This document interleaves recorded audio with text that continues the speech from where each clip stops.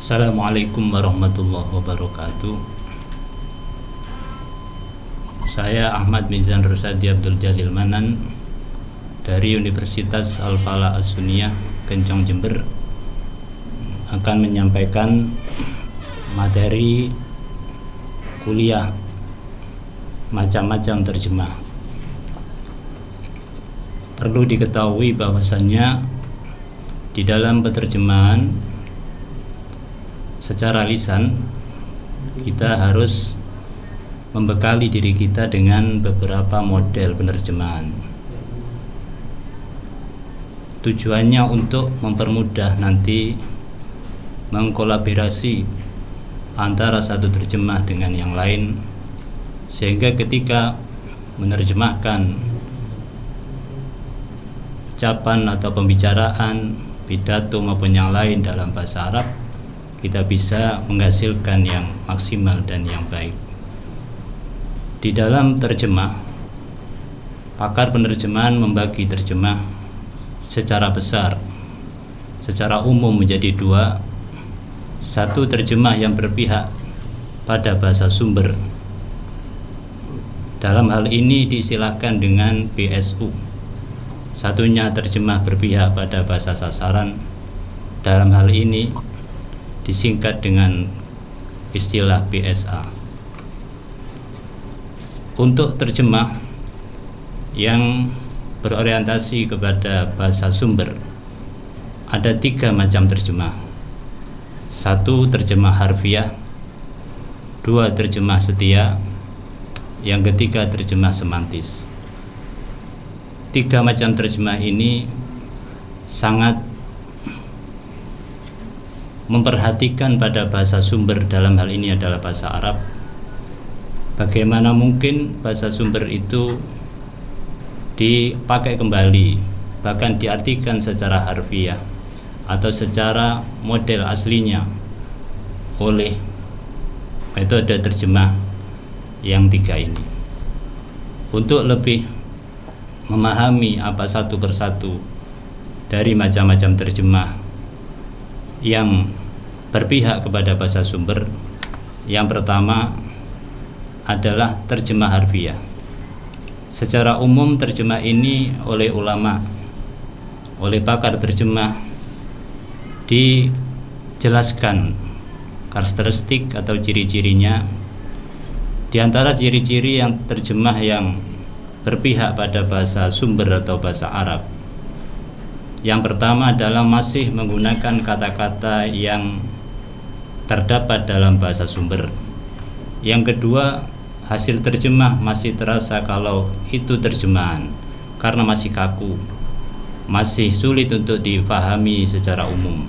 Yang ketiga, masih mencerminkan gaya bahasa sumbernya. Yang keempat, tidak ada penambahan dan pengurangan ketika proses terjemah. Terjemah dihasilkan sebagaimana dalam bentuk asli dalam bahasa sumbernya. Kemudian yang kelima, ciri khas daripada terjemah yang berpihak pada bahasa sumber ini mempertahankan gaya bahasa atau sastra yang ada di dalam bahasa sumber atau bahasa Arabnya. Yang pertama, terjemah harfiah. Pakar bahasa menerjemahkan dan mendefinisikan terjemah harfiah adalah terjemahan yang mengutamakan padanan kata atau ekspresi di dalam bahasa sasaran, yang mempunyai rujukan atau makna yang sama, bahkan makna yang asli dari bahasa sumber atau bahasa sasaran tersebut. Di dalam terjemah harfiah ada 2 kategori yang biasanya dipakai oleh pakar terjemah dalam menghasilkan terjemah yang baik. 1, terjemah itu berusaha untuk mempertahankan bentuk dari kata yang diterjemahkan di dalam bahasa Arab.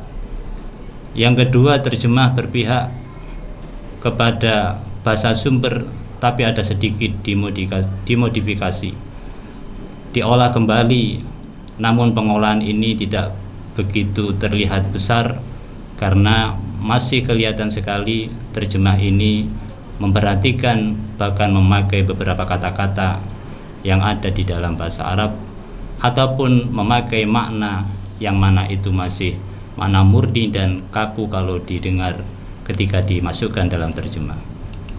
Yang kedua, ada terjemah setia. Terjemah setia ini terjemah yang hampir mirip dengan terjemah harfiah. Hanya saja keterpihakan terjemah ini kepada bahasa sumber atau pada penutur asli dalam bahasa sumber ini lebih sedikit, bahkan lebih rendah dibandingkan dengan terjemah harfiah. Dalam artian hasil dari terjemah yang menggunakan metode terjemah setia ini jauh lebih lentur daripada terjemah yang menggunakan metode terjemah harfiah. Kemudian yang ketiga, di dalam terjemah yang berorientasi kepada bahasa sumber ada terjemah semantis. Terjemah ini didefinisikan oleh pakar terjemah, yaitu terjemah yang mempertahankan gaya bahasa sumber sedapat mungkin. Dalam terjemah ini, penerjemah harus objektif, penerjemah harus netral, dan akan menerjemahkan apa yang didengar dari bahasa sumber. Tidak ada pengurangan, juga tidak ada penambahan. Kalau di dalam teks, terjemahan ini biasanya dipraktekkan ketika menerjemahkan kitab Al-Quran atau ayat-ayat Al-Quran, karena di dalam ayat-ayat Al-Quran ada beberapa kalimat yang memang sulit untuk diterjemahkan kalau tidak menggunakan terjemah yang asli. Maka terjemah ini ketika dipraktekkan menerjemahkan lesan dari bahasa Arab ke dalam bahasa Indonesia, maka dihasilkanlah sebuah terjemah yang ada sedikit tidak memahamkan atau sedikit membutuhkan penafsiran yang lebih lanjut.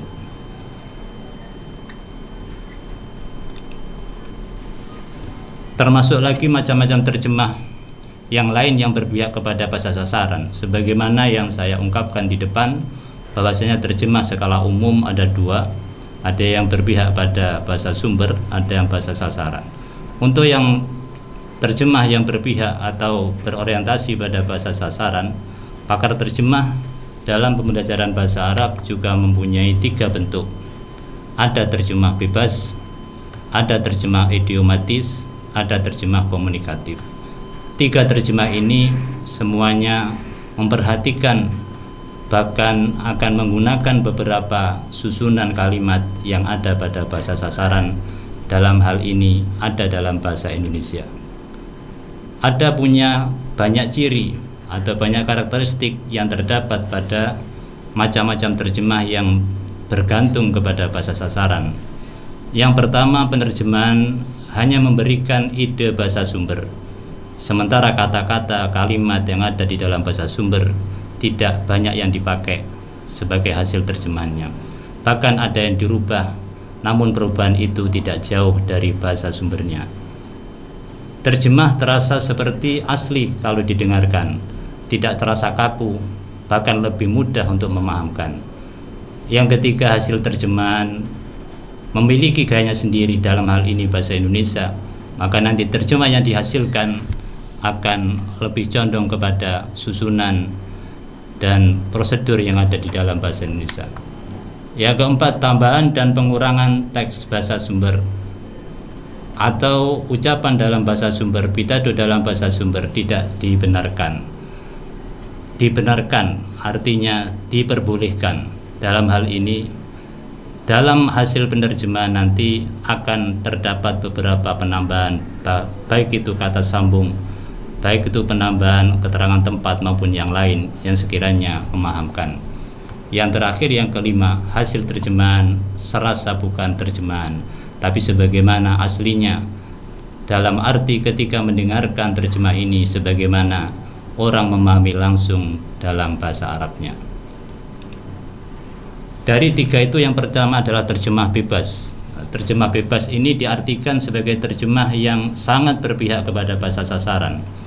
Hasil terjemahannya, bahasa ini sangat bisa dipahami oleh pengguna bahasa sasaran. Hanya saja terjemah bebas ini akan berkonsekuensi penambahan kata yang lebih banyak, penambahan kalimat yang lebih banyak daripada bahasa sumber atau bahasa Arab yang dipidatokan atau yang diucapkan oleh orang Arab.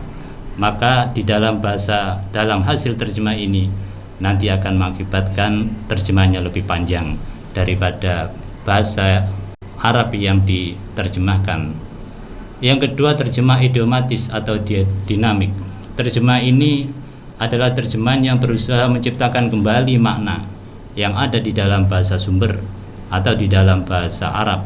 Dalam hal ini nanti penerjemah akan lebih mengarahkan terjemahannya kepada prosedur yang ada di dalam bahasa Indonesia, pada tatanan bahasa yang ada di dalam bahasa Indonesia, sehingga banyak sekali tatanan yang ada di dalam bahasa Arab yang tidak dipakai ketika diterjemahkan menggunakan terjemah idiomatis atau dinamik. Ada beberapa unsur yang harus dipenuhi ketika kita menggunakan terjemah idiomatis ini. Di antaranya unsur-unsurnya, satu, harus reproduksi pesan. Pesan atau ucapan yang sedang didengar ini harus benar-benar diteliti, ditelaah kembali, kemudian dicari padanannya. Padanan yang bagus atau arti yang bagus yang kita peroleh dari kamus maupun yang lain, cari yang lebih alami, sekiranya nanti lebih sesuai dengan apa yang dipasang dalam penerjemahan yang sedang didengarkan. Yang keempat, padanan yang paling dekat. Di dalam kamus bahasa Arab ke dalam bahasa Indonesia ada beberapa arti yang kadang-kadang arti itu jika kita pakai kurang tepat dan kurang memahamkan pada hasil terjemah. Dalam situasi seperti ini, maka terjemah yang diambil, padanan yang diambil adalah padanan yang paling dekat. Kemudian unsur yang paling utama dalam dinamik adalah mengutamakan makna daripada bentuk kata atau bentuk kalimat yang sedang diucapkan. Ada yang terjemah yang bernama terjemah komunikatif. Salah satu daripada terjemah yang berpihak kepada bahasa sasaran adalah terjemah komunikatif. Terjemah komunikatif ini terjemahan yang mengubah hampir total struktur yang ada di dalam bahasa Arab. Bahkan struktur bahasanya akan dipindah, diolah kembali, ditata kembali sesuai dengan bahasa yang mau dibuat menerjemahkan, dalam hal ini bahasa Indonesia atau bahasa sasaran.